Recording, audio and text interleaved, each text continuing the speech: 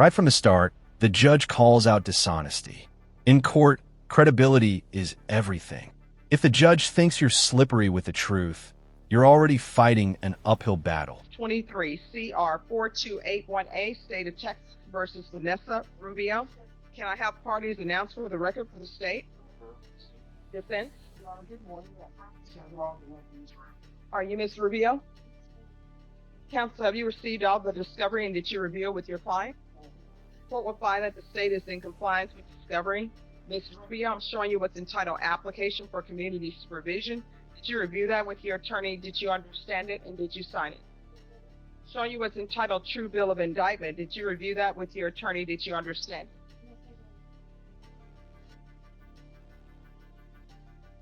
Counsel, it appears that the state is proceeding on the indictment as presented. Is that correct? I understand you, Judge. State, is that correct? Ms. Rubio, I'm showing you what's entitled Court Admonishments. Did you review that document with your attorney? Did you understand it? Did you sign it in all the appropriate places? Notice how the judge carefully goes line by line. Community supervision, indictment, admonishments. This is Courtroom Procedure 101. They want to make absolutely sure the defendant knows exactly what they're signing off on. No excuses later. Do you understand you're charged with the offensive theft of a firearm? That's a state jail felony. The range of punishment is anywhere from 180 days to 2 years in the state jail facility and up to a $10,000 fine. Did you understand? Deferred, is she applying for deferred? Your clarification of the discussion with Ms. Rubio, we would respectfully request for regular community supervision. Your Honor, she does not wish to apply for deferral. She's a justice and in the evaluation support. All right. So the state recommends community supervision. They're taking into consideration night bag number 716819, grand jury number 785613, JN number 2097716. There's to be restitution to Kyle Borney, KYLEBORNE. And you ought to agree that this crime was committed as a party with William Gordon and Nicholas Sarabia. Did you understand that to be the plea? Ben? All right, after reviewing State's Exhibits 1 and attachments, the court will find there's sufficient evidence to find you guilty, then the court will find you guilty. Are you proceeding with sentencing? Justice, that would be our request, Your Honor. Anything you wish to say on behalf of your client? Your Honor, I thank you for this review. The court is aware we have a minor issue with respect to her bond. In order for judicial efficiency and get on with her life, when the crime is behind, she sought my direction that we resolve all matters, and that's what she wanted to set responsibility forward. So the process is not going to be whatever issues or given the totality of the circumstances and information the court currently. Are you employed? Here's where things get emotional. Rubio reveals she lost her job after jail and is struggling to support her kids. Judges hear this all the time, but it raises a big question for U.S. Should financial hardship ever influence sentencing? What do you think? How do you support yourself?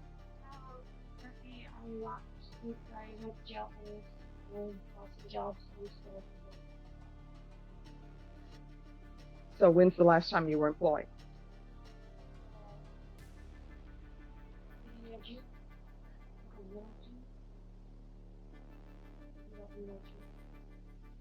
Do you have any children? Yes, 2. What are their ages? She's between 12 and 14. Who do they live with? They live both of me and my dad. Who's the father? William Edwards is one of them. Sorry, who? William Edwards. He is the father of my daughter. Hmm? And Nathan's father is not involved. So you're saying you're living with William Bloodworth?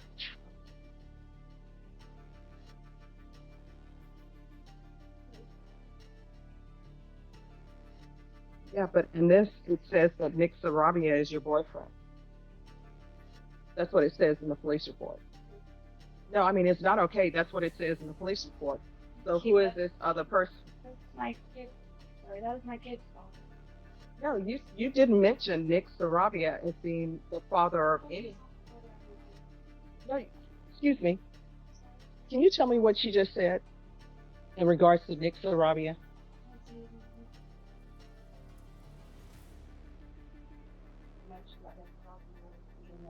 Oh, thank you. So you said that Nick Sarabia was the children's father. But you just told me that. Sorry, he is not the children's father. He was the boyfriend at the time. He's locked up right now. We have not talked. Oh, So boom. when's the The last judge time you used catches and what her are in you another using lie. on a regular basis? First, it's the boyfriend, then What it's are the you father, using? then it's someone else entirely. This is the worst move in Now court. listen to my question. Judges What value drugs are you using? consistency over perfection. If your story changes How often mid-hearing, are you using that? credibility is gone. And then why were you dishonest with me about your drug test? That was 7 days ago. I didn't think that of it. No. That should not be in your system 7 days ago. When's the last time you used and what are you using on a regular basis? 7 days ago. What are you using? It was meth on 7 days. Now listen to my question. What drugs are you using? How often are you using meth? The last time we did it was 7 days ago. 7 days. And what else are you using? And what is the father of Mr. Bloodworth? What does he use? I find that people. We don't live together. We both share custody of the kids. They live with me, and then they live with their dad. Okay, she's Joint custody. talk about you being very dishonest and slippery with me because I asked you. My mind is a steel trap, but I wanted the court reporter to read back because maybe my mind is failing, but I highly doubt that. You told me that your children were living with you and their father, and you said the other father he's not a part of anything. Now you're telling me, oh no, he doesn't live with me. It's on and off. You've been dishonest with me from the very beginning. You were dishonest when I asked you if you're going to be positive. You were dishonest about that. Then you were dishonest about Bloodworth. I don't even know if this is this person's real name or not. Then you were dishonest about Sarabia. Later you said he was the father of your children. Now he's not the father of your children. You're just being dishonest all across the board with the court, and I don't appreciate it. And dishonesty has nothing to do with nerves. You heard my questions. My questions were very specific.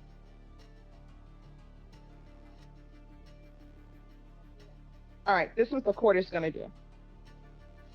Oh, and here comes the hammer. 2 years in state jail, suspended for years probation. But pay attention. The judge adds strict conditions, CPS involvement, random visits, parenting classes, and absolutely no contact with certain men linked to drugs. This isn't just punishment. It's about child safety. I find you guilty. I'm going to recall the warrant. I'm going to sentence you to 2 years in the state jail facility, suspended and probated for 4 years. There's to be no unsupervised contact with minors. Is CPS involved in your life?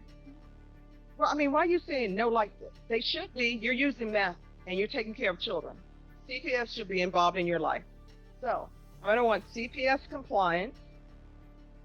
If CPS is involved in her life, I don't know if they are or not. She's been dishonest with the court. I'm going to want the UA hotline until further notice. Intensive parenting classes. I'm going to want field visits, random, 1 time per month until further notice. Please check on the children. There's to be no contact with the person who she's saying may or may not be the child's father.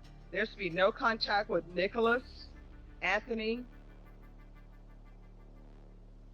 Sarabia, and that means he's at the Bexar County Jail and he calls you and you know it's coming from the jail because they're going to ask you if you'll accept the collect call. You need to hang up because otherwise I'm going to count that as contact, and it's easy to see if that's happening because they keep a record of every phone call from the jail. Do you understand? There's to be no contact with William Clark Gordon. There's to be regular reporting by Zoom or in person. Proof of employment within 30 days. There's to be no employment as a home health care provider or with minors. Taking consideration NIBAC number 716819.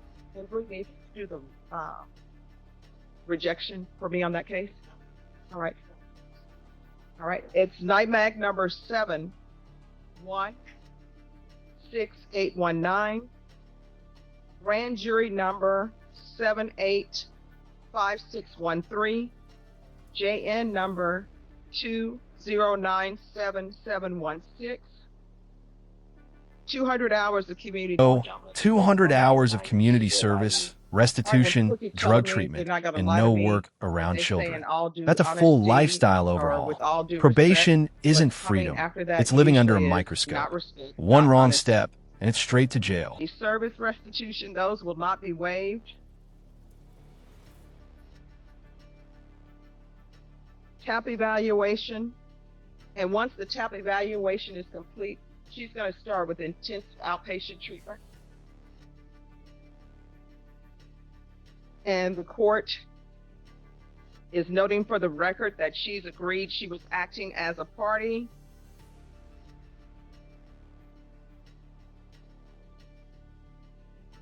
With William Gordon and Nicholas Sarabia. Probation, is there anything else she needs?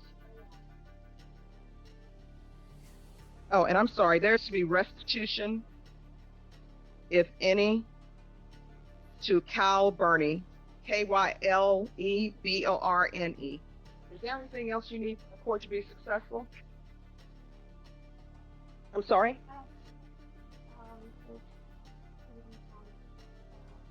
I'm going to show you what's entitled Trial Court Certification of Defendant's Rights to Appeal. Did you review that with your attorney? Did you understand it, and did you sign it? Because this is a plea bargain agreement, because I followed your plea bargaining agreement, because you waive your right to appeal, you do not have the court's permission to appeal. Do you understand? Because this is a felony conviction, you're not allowed to own or possess any weapons or ammunition. If you have a question over what a weapon or ammunition is, you'll need to speak to an attorney. Do you understand? All right, we can go off the record. Here's the thing. Your children are depending on you to raise them, and they cannot be raised by you if you are using drugs.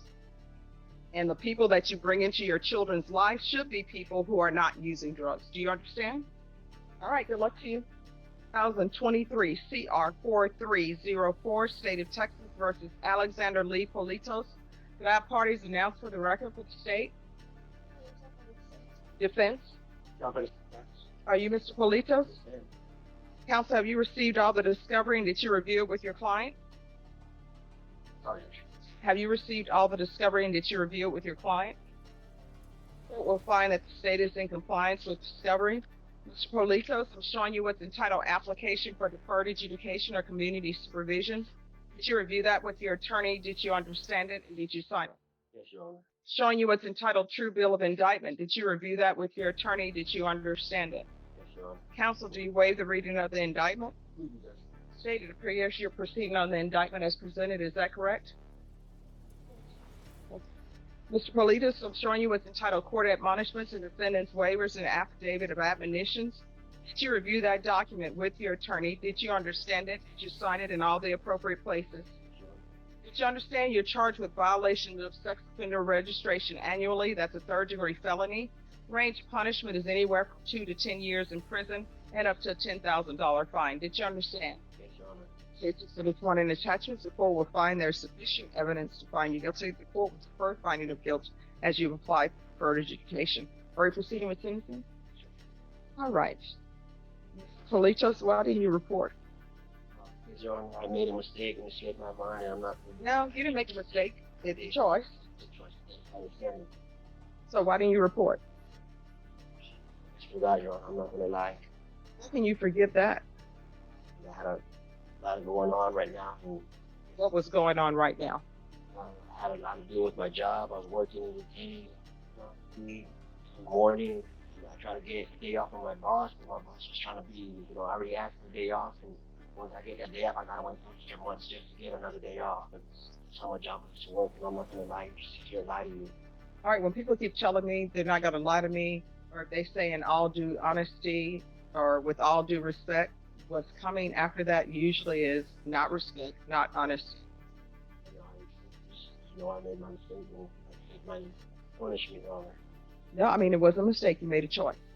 Sorry. No. I mean, people always have a different definition of mistake than I have. All right. Does anybody want to speak to this 180 days? Is this 180 days punishment? What is it for? So is this the first time he's misreporting? All right. This is what the court will do. The court will sentence you to 5 years deferred adjudication. You must report. Do you understand? Yes, Your Honor. Chapter 62 registration. He's to be supervised by the sex offender unit. Regular reporting by Zoom or in person, and the court saw that deferred adjudication for his underlying case was only 3 years. Sort of tells me a little bit about that case. Proof of employment within 30 days. There's to be no employment as a home health care provider or with minors. There's to be 100 hours of community service restitution. Since you're not allowed to do actual community service hours and there's no choice, I usually let people buy it out at $7.25 per hour. I'll let him buy it out at $6 an hour.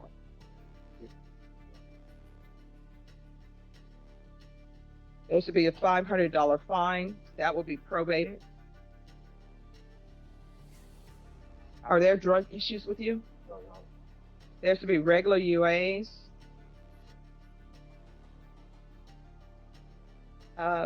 He can do the patch if he wants to do the patch since he works. Now, does anybody want to speak to this 180 days?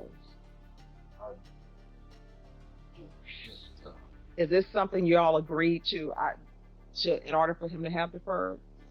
Did you have to put it outside the line? I don't know why I was outside the line. It was part of it. All right, 180 days in the Bexar County Jail as a condition. Probation, is there anything else he needs? Is there anything else you need from the court? All right, so it'll be 180 days in the Bexar County Jail as a condition of probation. How long have you already been in jail? Much, Your Honor. I'll give him credit for any time served with regards to that. Going to show you what's entitled Trial Court Certification of Defendant's Rights to Appeal. Did you review that with your attorney? Did you understand it and did you sign it? Yes, Your Honor. Because this is a plea bargain agreement, because I followed your plea bargain agreement, and because you waive your right to appeal, you do not have the court's permission to appeal. Do you understand? Yes, Your Honor. And because, yes. Yeah, I know they do. So, that was almost. Yes. That's why I didn't. Okay, thank you.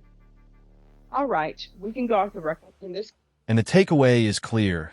The law doesn't care about excuses, especially when it comes to registration or probation rules. Miss a step, and you're risking years behind bars. Judges make it plain. The system forgives mistakes, but not repeated dishonesty. Court reporting is very important. You have to be in communication with your probation office. If there's an issue with your employment, let probation know, because probation may be able to work around that. But with regards to the registration, you must register.